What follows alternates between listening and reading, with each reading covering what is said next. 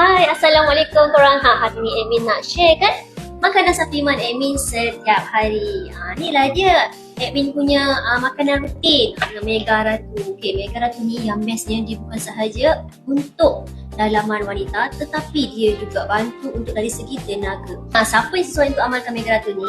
Okay, untuk wanita-wanita yang berumur 35 tahun ke atas terutamanya yang dah berkahwin ataupun yang dah beranak ramai. Okay, sebab apa? Sebab dibantu untuk perbaiki kita punya hormon dan memperkemaskan kita punya dalaman. Untuk wanita-wanita yang ke fasa-fasa premenopause dan menopause juga sangat sesuai untuk ambil Mega Ratu. Rasa dia pun sangat sedap tau.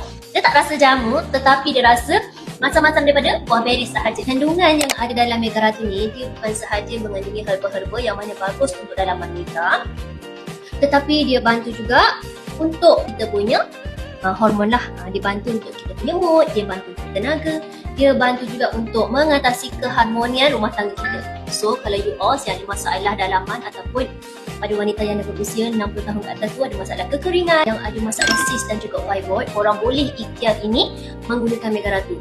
Okay? Dan luaran you all boleh juga ikhtiar menggunakan minyak jagung orang. Okay, harga dia tak mahal, hanya RM120 sahaja.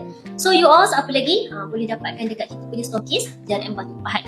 Kepada wanita yang nak ikhtiar hamil pun boleh kita sarankan untuk ambil Mega Ratu. Yang baru pertama kali nak rasa ataupun mencuba, kita ada juga sediakan tester untuk you all yang baru pertama kali